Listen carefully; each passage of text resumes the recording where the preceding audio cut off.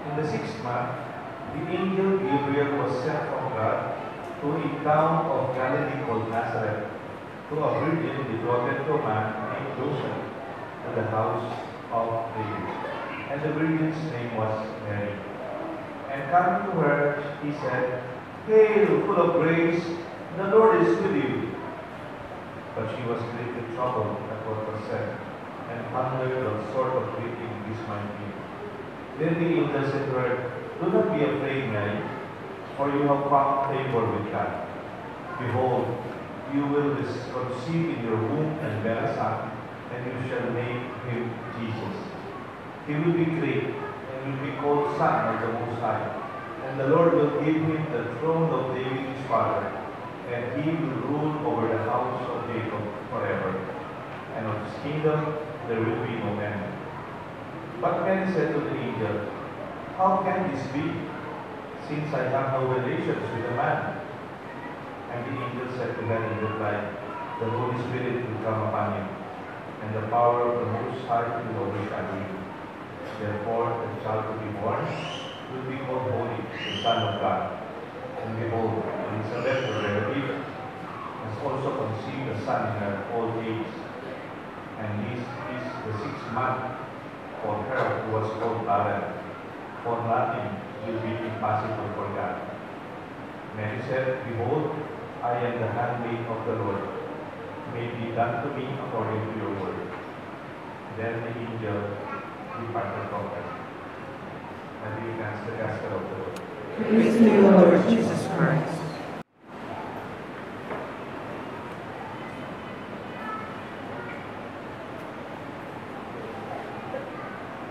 In the name of the Father, the Son, and the Holy Spirit.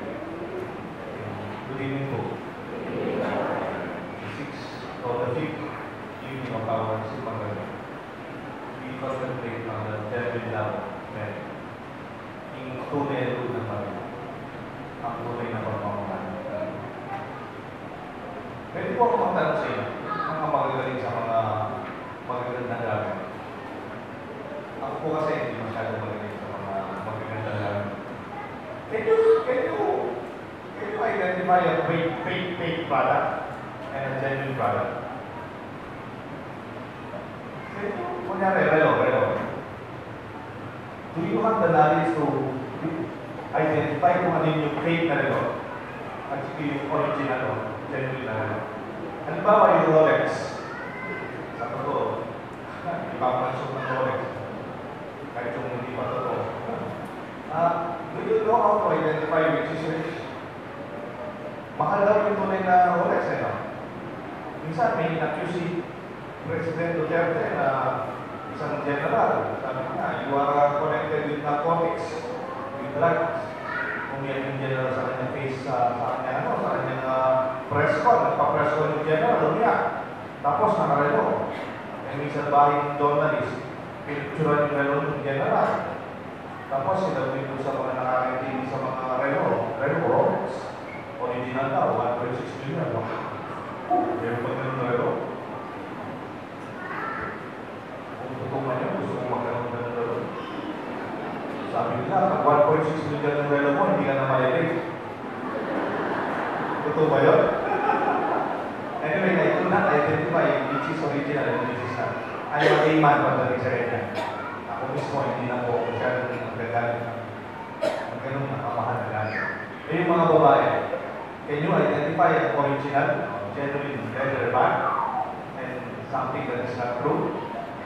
Or fake? Halimbawa yung mga Louis Vuitton. Do you know? Ako hindi ko alam. Lalo na ako. I don't know. Parang pare-pareho na. Almost the same. From afar. Siyempre, nakakaintindi yung mga gumagamit ng original. Alam nila. Pero tayong mga ordinaryong tao, nabili dito lang daw.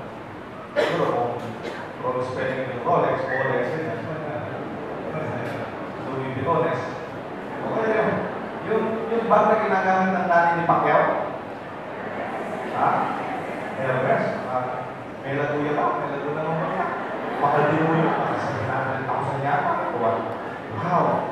Pero hindi ko rin alam kung ano yung original at saka fake. In fact, hindi pa ako nakakita Totoo gano'n. Diba? Pero, maybe, I would suggest, kahit hindi tayo magaling sa detalye, in all aspects, pati sa paros, pati siguro material na bagay, I would like to give you three guidelines or principles that God cut across kahit ang gamit. Alam na alam mo pag fake at original. Una, whatever is fake is cheap. Pag in-offer ng Rolex na 1,500 pesos, automatic. Kahit sa mga fake daw, meron mga first class eh. Tama ko. Class A. Class A. But you know, 3.5 yata yung class A, 1.5. Pero still, it's not true, di ba? Pag masyadong mura, it could not be true. Too good to be true. Kunyari, offer na ng Louis Vuitton, tabag, 500 pesos ma'am, original. Of course, magkakas ka ng kilay, sabi mo, it could not be genuine.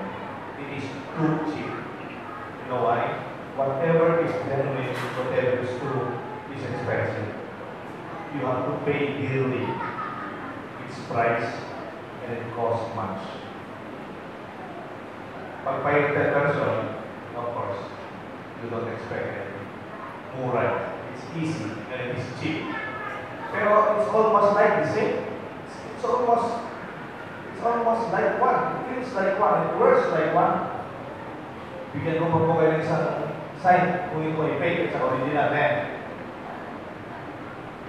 Fake products are not durable. They do not endure. They are not enduring. Kagad nasisira. Doon mayroon akong estudyante sa seminaryo. Yung mga classroom sa seminaryo sa mga building, parang pavilion. Chapel, residences, classrooms. Kaya lang in between, wala silang pwede kang mabasa from one classroom to another. Eh, nagkaklase po ako, umuulan. Lalo na sa seminaryo, kung isa bumabaha. Nalito yung isang estudyante ko. Tumakbo daw siya sa ulan. Nabasa yung sapatos niya.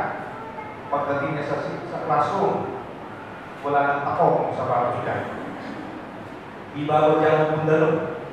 Bilang ko na si sapatos. Do you think those shoes are original? I don't think so. Pag fake ang gamit mo, nare-relo mo fake.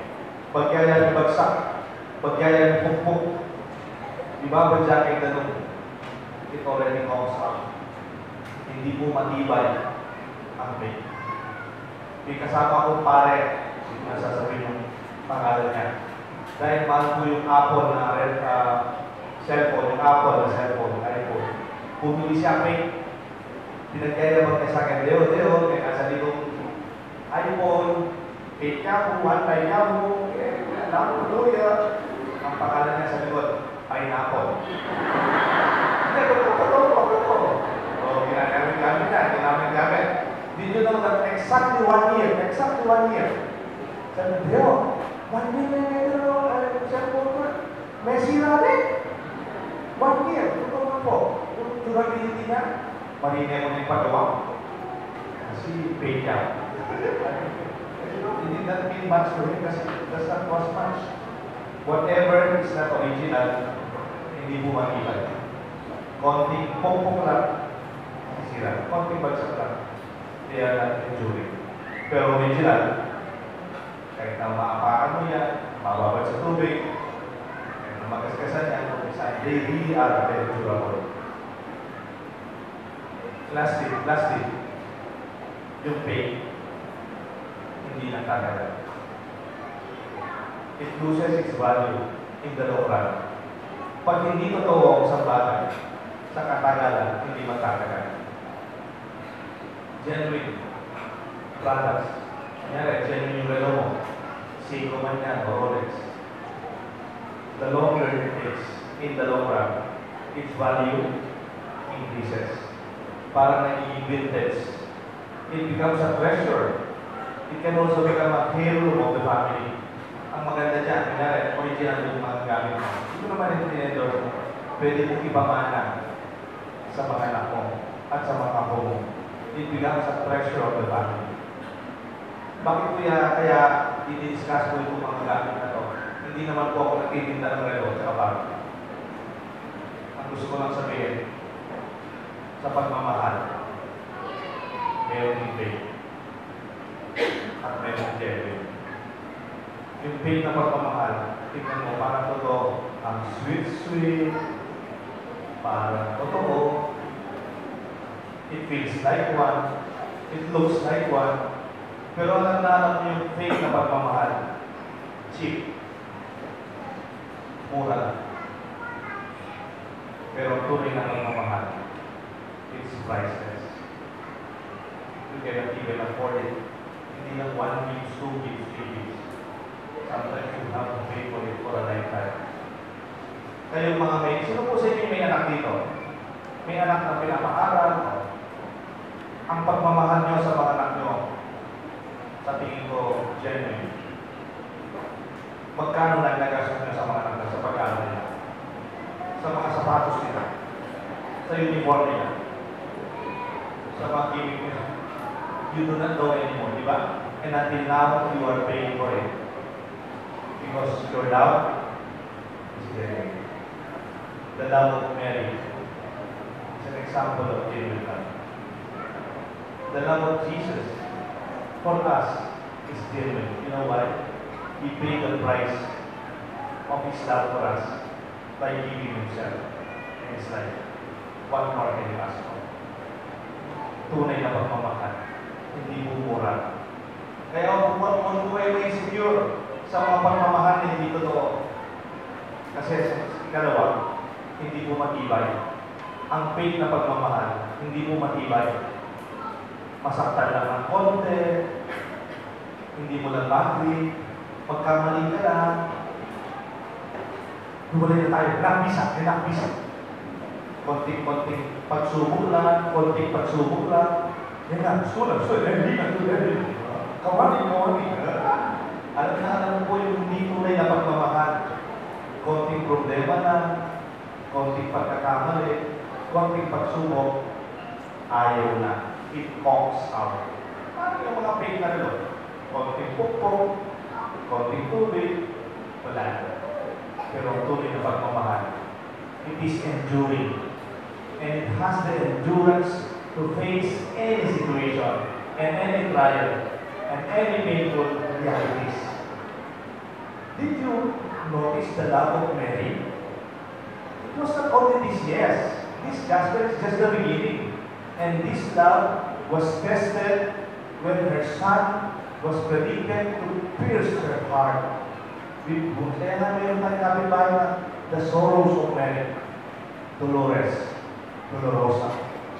And you know, the pain of Mary is almost the same as the pain of Jesus when He was carrying the cross of her son. Nung nakapako na po si Jesus, sino po yung nakatayo sa tabi ni Jesus? Si San Pedro? Yung mga marapakan na 12 lalaki? Sino po ang natira? Standing by the foot of the cross. It was Mary.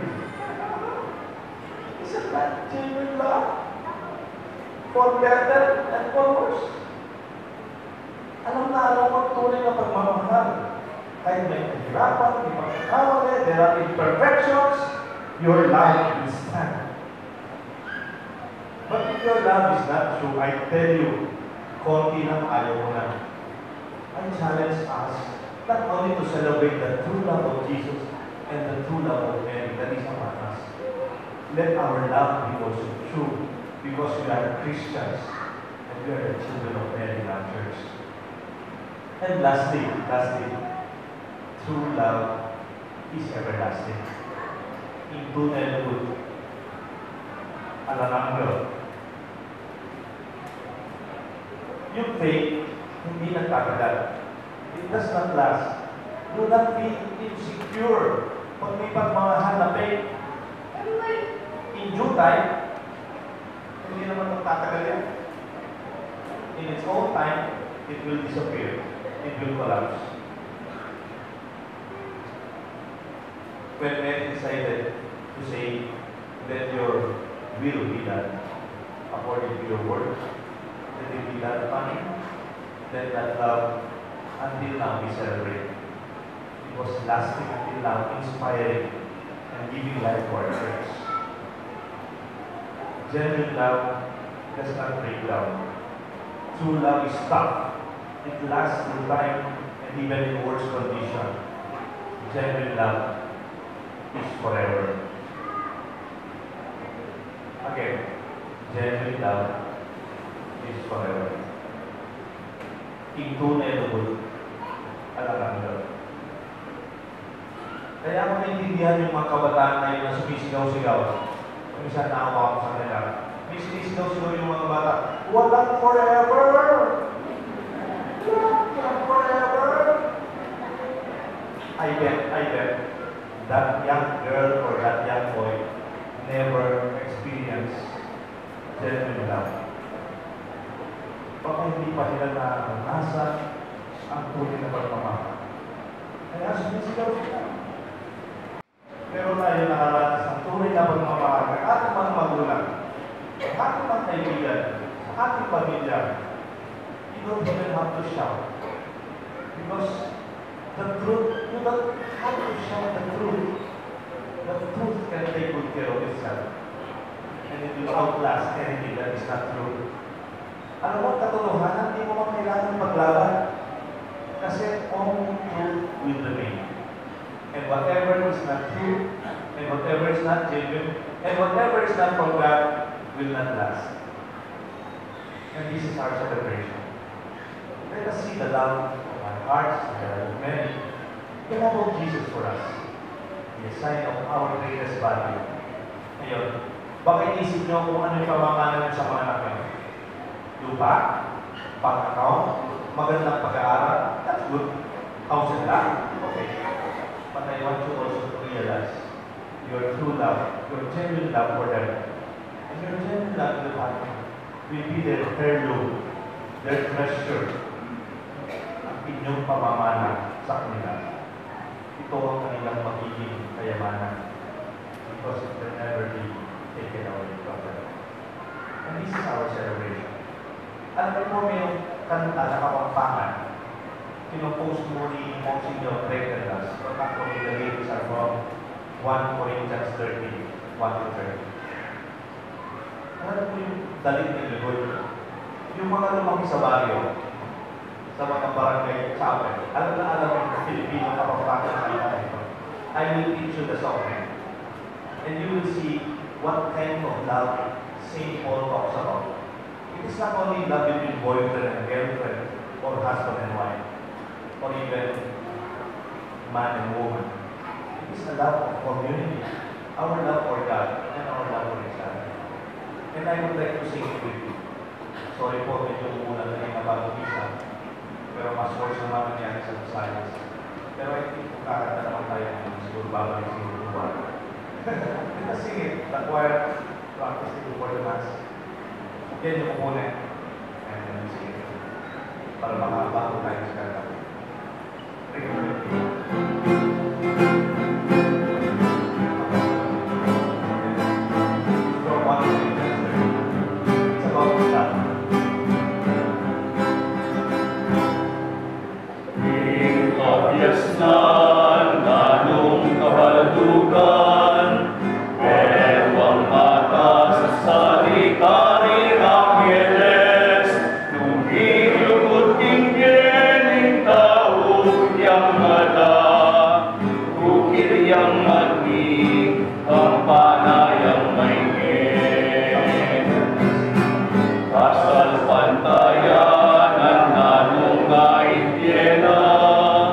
Un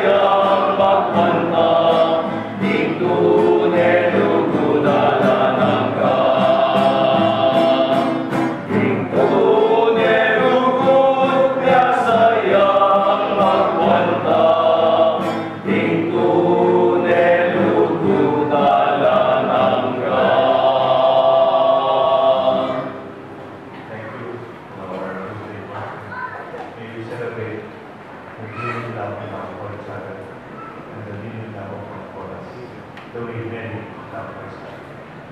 Kaya naging papa niya